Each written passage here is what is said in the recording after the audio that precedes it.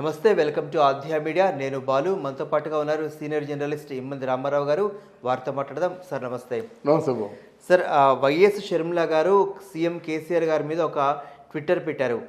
కుంభకర్ణుడు ఇప్పుడే నిద్ర లేచాడు, మళ్ళీ ఎన్నికల దగ్గరకు వస్తున్నాయి కదా, మళ్ళీ పాత తాయిలాలన్నీ మళ్ళీ ఇంకొకసారి వరప్రసాదాల్లాగా ఇస్తానంటూ చెప్పేసి ఒక సెటరికల్గా ఒక ట్వీట్ పెట్టారు. రైతులకు 3 లక్షల రుణమాఫీ నుంచి 1 లక్ష రూపాయలు మిగతావి కాకపోవడం, ఇట్లా ఆయన చేసినటువంటి మేనిఫెస్టోల అంశాలని కొంచెం వ్యంగ్యాస్త్రంగా ట్విట్టర్గా ఒక ఇది పెట్టారు. రాబోయే రోజుల్లో తెలంగాణలో షర్మిల యొక్క ప్రభావం కావచ్చు, లేకపోతే ఇట్లాంటి వాళ్ళు మాట్లాడటం వల్ల కేసీఆర్ గారి పార్టీకి ఎటువంటి ఇబ్బంది కావచ్చు, లేకపోతే ఇటువంటి సవాళ్ళని వాళ్ళు ఎట్లా ఎదుర్కొంటారు? ఇక్కడ తెలంగాణలో షర్మిల ఎవరు అండి? ఫస్ట్ నాది మెట్టినిల్లు అంటుంది. మరి మెట్టినిల్లు అయితే తెలంగాణ ఉద్యమంలో నువ్వు ఎక్కడున్నావు? తెలంగాణ కాకుండా ఆంధ్రాలో ముఖ్యంగా జగనన్న వదిలిన బాణాన్ని అని ఆంధ్రలో వాడవాడలా తిరిగి అక్కడ ఆంధ్ర చెందిన దానివి ఎలాగయ్యావు? అక్కడ కాదు, నీకు నాకు సంబంధం లేదు, ఈ తాలూకు ఆస్తిపత్రుల్లో నీకు వచ్చేదంటూ ఏమి లేదని పంపించేసిన తర్వాత ఇక్కడెందుకు మళ్ళీ టెంట్ వేసావు? ఇది కరెక్ట్ కాదు. అంటే నువ్వు మామూలుగా రావడం కంటే ఏదో రాజకీయ లబ్ధి గురించి ఆలోచించి ఇంకెవరో వదిలిన బాణం అయిపోయామాట. కొంతకాలం బీజేపీ వాళ్ళు అనుకుంటున్నారు. నువ్వు చెప్పిన మాట ఏంటంటే మన కాంగ్రెస్ పార్టీ వాళ్ళే నాకు సోనియా గాంధీ చాలా పెద్ద ఆఫర్ ఇచ్చిందని చెప్పావు. అక్కడ కాంగ్రెస్ పార్టీ నుంచి సరైనటువంటి సమాధానం లేదు. ఎటువంటి ఆఫరు షర్మిలాకి ఇచ్చారో అదేదైనా చెప్తే బాగుండేది. అన్నీ నువ్వే చెప్పుకున్నావు. నీకు వచ్చిన ఫోన్లు కూడా మిస్డ్ కాల్స్ అన్నావు. ఇక గొడవే లేదు. అర్థమైందా? ఇక నువ్వు కేసీఆర్ని విమర్శించేటువంటి ఆ స్థాయినికి లేదు. కేసీఆర్ ఎప్పుడైనా సరే ఆయన రాజకీయంగా పోట్లాడుతున్నాడు, రాజకీయంగా వ్యూహాలు చేస్తున్నాడు, కానీ ప్రజలు చేరవలసిన వాటి విషయంలో ఎప్పుడు కూడా వెనక చేయటం లేదు. అవును. ఫర్ ఎగ్జాంపుల్, ఇప్పుడు ఆయనకి ఈరోజు చాలా పెద్ద ప్లస్ పాయింట్ అయ్యాడు ఎవరు? ఈటెల రాజేంద్ర పోయిన తర్వాత కేటీఆర్. అవును. ఒక పక్క కేటీఆర్ తాలూకు ఆయన తిరిగే విధానం కానీ, పెట్టుబడులు తెచ్చే విధానం కానీ, అన్ఎంప్లాయ్మెంట్ సాల్వ్ చేసే విధానం కానీ, తర్వాత ఆయన రిజర్వ్డ్గా మాట్లాడింది ఏదో ప్రజలకు అర్థం అవ్వడం, అంటే కేసీఆర్ తలంపులోనే, అంటే ఆ స్థాయిలోనే మాట్లాడగలగడం, అంతకంటే రిజర్వ్డ్గా మాట్లాడగలగడం పెద్ద అసెట్. అవును.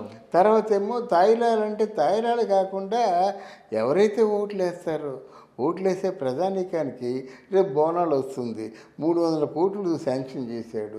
దీన్ని నువ్వు అడ్డుకోలేవు. ప్రజలకు ఏం చెప్తావు? 300 కోట్లు పెట్టి బోనాలు ఆడుతున్నారంటే 22-25 బోనాలు క్షేత్రాలు ఉన్నాయన్నమాట. అందరికీ ఇస్తారు 300 కోట్లు తల కొంత. వాళ్ళు ఎంత హ్యాపీగా ఉంటారు, ఆ జనం ఎంత హ్యాపీగా ఉంటారు. తర్వాత ఎవరు పెట్టినటువంటిది దళిత బంధు పెట్టాడు అని ఏం చేయాలో చేస్తున్నాడు. అదే పోయినట్టయితే బీఆర్ఎస్ అన్నాడు. బీఆర్ఎస్ అంటే అది రాజకీయ వ్యూహం. బీఆర్ఎస్ నేషనల్ వైడ్గా నాకు కూడా ఉన్నారు, నాకు కూడా బలంగా ఉందని చెప్పడం కోసం మన మోదీ గారి మీద చిన్న ఒక హెచ్చరిక లాంటిది పెట్టుకున్నాడు అన్నమాట. అయితే అవసరమైతే మోదీతో చేతులు కలుపుతాడు. అందుకే కదా పార్లమెంట్ ఓపెనింగ్కి వస్తామంటే వెళ్ళాలి. ఎందుకంటే ఆయనేమో రాష్ట్రపతిని వద్దన్నాడు, ఈయనేమో గవర్నర్ని వద్దన్నాడు. కానీ వెళ్ళాలి కదా, వెళ్తే సబ్సిడీ అయిపోయినట్టే కదా. కనుక నువ్వు రాజకీయాల్ని ఇంకా నీకు రాజకీయాలు తెలుసో తెలీదో కానీ నువ్వేదో రాజకీయాల్లో మోడీని కేసీఆర్ ఇద్దరు వేరు అనుకుంటే మాత్రం నువ్వు దెబ్బతింటావు. అసలు ఇక్కడ నిన్నెవరు ఆదరించారండి? ఇప్పుడు ఉన్నటువంటి ఆదరణ ఏముంది? ఆదరిస్తే కారుతో అలాగా ఎత్తుకెత్తుకుపోతారు, అది లేదు. అసలు ఆవిడ కరెక్ట్గా లేదు. తర్వాత మొన్న ఆవిడ సంయమనం పాటించకుండా పోలీసుల్ని చెప్పదెబ్బలు వాయించడం, ఇవన్నీ కూడా రాజకీయ నాయకులకు ఉండవలసిన లక్షణాలు కాదు ఇవి. అందువల్ల ఇప్పుడు ఈ షర్మిల ఏదో తెలంగాణలో ఉద్ధరిస్తుంది అనుకుంటే మాత్రం నాకైతే నమ్మకం లేదు. అంటే మన ఉనికిని కాపాడు కాపాడుకోవాలంటే మనము ఏదైనా మనకంటే పై స్థాయి వాళ్ళని విమర్శిస్తేనో లేకపోతే పాయింట్అవుట్ చేస్తేనో మనకు ఆ పేరు ప్రఖ్యాతలు లేకపోతే మన గురించి ఇంకొకళ్ళు మాట్లాడుకుంటారా అన్న స్ట్రాటజీని ఇక్కడ షర్మిల గారు ఏమన్నా ఫాలో అలాగుంటే ఇప్పుడు మీకు ఇప్పుడు ఈ తెలంగాణలో పెద్ద విచిత్రమైనటువంటి సందర్భం ఏంటంటే కాంగ్రెస్ పార్టీ టగ్ ఆఫ్ వార్గా ఉంది. పాత వాళ్ళందరూ మన ముందుకు దూకారు. వస్తున్న మన హనుమంతరావు గారు కానీ రేణుకా చౌదరి గారని మొత్తం పాత వాళ్ళందరూ ముందుకు దూకారు అన్నమాట. అంటే బీఆర్ఎస్తో ఈక్వల్గా ఉన్నారు. అలాగే బీజేపీ పార్టీ కూడా మంచి కలిసికట్టుగా వాళ్ళు పోటీ చేస్తున్నారు. వాళ్ళు 30% ఉన్నారు. టీఆర్ఎస్ పార్టీ కూడా 30% ఉన్నారు. వీళ్ళందరికంటే ఒక రవ టీఆర్ఎస్ పార్టీ బీఆర్ఎస్ పార్టీ ఉంది. దీనిలో ఎక్కడ దూరిపోతావు నువ్వు? ఎవరు చేర్చుకోరు. టీఆర్ఎస్ పార్టీకి నువ్వు వాళ్ళకి కొంచెం అనుబంధంగా నువ్వు ఉండాలంటే వాళ్ళు ఒప్పుకోరు. తమ్ముడే ప్యాకెటే. ఇంతవరకు జగన్ 4 సంవత్సరాల్లోనూ ఆంధ్రప్రదేశ్ చెందినటువంటి ఆస్తులు ఏమైనా తెచ్చుకోగలిగాడా? మరి కేసీఆర్కి ఎంత ప్రాణాలు ఒడ్డి ఆయన సపోర్ట్ చేశాడు కేసీఆర్ని. అవును. అందువలన తమ్ముడే ప్యాకెట్ అని ఇక్కడ ఉన్నటువంటి ఆదరణ శూన్యం. ఆదరణ ఉంటే ఎప్పుడో ఆయన ఈ గిరెస్టులు ఎందుకు ఉంటుంది? అమ్మ ఇది కాదు కదా, ఈ రూట్లో వెళ్ళని చెప్పేవాడు. ఆయన బదనాం చేయడం కోసం అలా చేశాడు. కానీ ఇక్కడ శర్మిలాకి మాత్రం రాదండి. ఒకటే ప్రజలు ప్రశ్నిస్తున్నారు, ఇక్కడ నీకు కేసీఆరే దొరికాడా?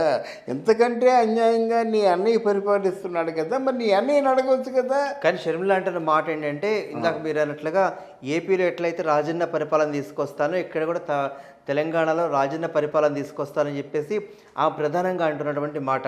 కానీ రాజశేఖర రెడ్డి గారు బతుకున్నప్పుడు తెలంగాణ రానివ్వకుండా లేకపోతే ఆ ఉద్యమాన్ని అణిచిపెట్టి వేయటంలో రాజశేఖర రెడ్డి గారు కొంతమేరకు సఫలీకృతం అయ్యారని చెప్పేసి అప్పట్లో ఒక వాదన ప్రధానంగా ఉంది. అదే కాదండి, రాజశేఖర రెడ్డి ఉంటే మీకు తెలంగాణ ఎక్కడ వస్తుందండి?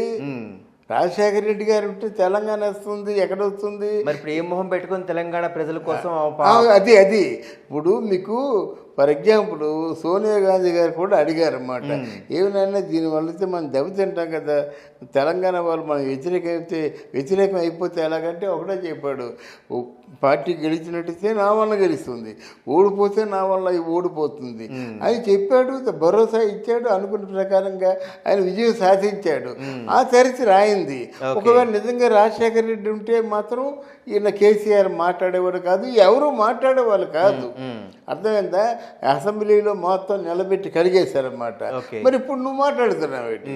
మరి ఒక అన్యాయం రాజన్న రాజ్యం అంటే రాజన్న రాజ్యం ఎలాంటిదో తెలంగాణ తెలుసు, కానీ ఆంధ్రాకు కూడా తెలుసు కదా. ఆంధ్ర వాళ్ళు అట్టుడుకుపోతున్నారు. బయటికి చెప్పలేక కక్కలేక మింగలేక పూర్తిగా వెనకబడిపోయి ముక్కలైపోయి ప్రభుత్వం అటు స్పెషల్ స్టేటస్ ఇవ్వలేదు. ఆంధ్రులకు ఒరిగేటువంటి మంచి ఏమీ లేదు. అక్కడి నుంచి నువ్వు పూనుకోవు. ప్రజలు మంచి చేద్దామనుకుందానివి ముందు అక్కడ కదా మంచి చేయాలి. అక్కడ వదిలేసి తెలంగాణలో ఇది నా మెటీరియల్ అంటే ఎలాగవుతుంది? ఒక్కరోజైనా జెండా పట్టుకున్నావు తెలంగాణ జెండా, ఈరోజు మాట్లాడితే ఎలా అవుతుంది అంటున్నాను. రైట్. చివరిగా చెప్పండి, ఏపీలో జనసేనకి పవన్ కళ్యాణ్ తప్పిస్తే మరొక పేరు ఎట్లయితే తెలియకుండా ఉందో, ఇటు తెలంగాణలో కూడా షర్మిల తప్పిస్తే ఆ పార్టీకి మరొక పేరు ఉన్న వ్యక్తి కావచ్చు, ఆ క్యాడర్ లేదు. సో రాబోయే రోజుల్లో ఏ ఉద్దేశంతో ఆమె ఎన్నికలకు వెళ్ళే అవకాశం ఉందంటారు? ఎవరు? షర్మిల తెలంగాణలో ఆమె పేరు తప్పిస్తే ఇంకొక మరో వ్యక్తి కానీ లేకపోతే ఒక పేరు ముంచిన వ్యక్తులు ఎవరు ఆ పార్టీలో లేరు. సో 118, 119 స్థానాల్లో ఎవరిని నిలబెడుతుంది షర్మిల? అవును. ఇక్కడ జనసేన పార్టీలో పవన్ కళ్యాణ్ తప్ప ఎవరు లేరు అంటున్నారు, కానీ అది తప్పు. ఎందుకంటే ప్రజారాజ్యం పార్టీలో 18 సీట్లు గెలుచుకున్నాడు చిరంజీవి. అదంతా వాళ్ళ తాలూకు సామాజిక వర్గం వాళ్ళు. చిరంజీవి దేంట్లో దూకమంటే దాంట్లో దూకేవారు అన్నమాట. సరే, ఈ సీట్లన్నీ గ్యారంటీగా వస్తాయి. ఈ మధ్యకాలంలో ఈ తాలూకు గ్రోత్ పెరిగింది కనుక ఒక పవన్ కళ్యాణ్ కూడా కొన్ని సీట్లు రావచ్చు. ఏదో ముఖ్యమంత్రి అయిపోతారని చెప్పను, కానీ మురపట్లాగా అడ్రస్ లేకుండా, డిపాజిట్లు లేకుండా, సీట్లు గెలవకుండా మాత్రం పోడు. అయితే వీళ్ళు ఏది అవునన్నా కాదన్నా వాళ్ళ సామాజిక వర్గం వాళ్ళందరూ సందర్భం వచ్చింది కనుక ఒకటవుతారండి. ఓకే, అది జనసేనకి. షర్మిల ఎట్లా వెళ్తుంది? షర్మిలకి వెళ్ళడానికి మార్గం లేదు. షర్మిలా మార్గం లేదు. షర్మిలాకి ఒకటే మార్గం, కాంగ్రెస్ పార్టీ ఆ పేరు చెప్పుకొని వెళ్ళడమే. కాంగ్రెస్ పార్టీ దేశ ముద్దులు దయాజ్ అక్కనెవరు ఇక్కడ. కాంగ్రెస్ పార్టీలో ఆ పేరు చెప్పుకుని అడిగితే రేవంత్ రెడ్డి చిన్నోడా, భట్టి విక్రమార్ చిన్నోడా, అలా ఉత్తమ్ కుమార్ రెడ్డి చిన్నోడా, వీళ్ళందరూ వేదిక మీద కూడా ఎక్కనివారు అన్నమాట. అంటే ఇంతకీ ఇది కాంగ్రెస్ పార్టీ నుంచి వార్తలు వచ్చాయో లేవో తెలియదు కదా, వచ్చాయంటుంది అన్నమాట. సరే ఆవిడకేం మార్గం లేదండి, డెఫినెట్గా ఆవిడ డిస్క్వాలిఫై అవుతుంది. రైట్, థ్యాంక్ యూ అండి. థ్యాంక్ యూ అమ్మా, థ్యాంక్ యూ అమ్మా.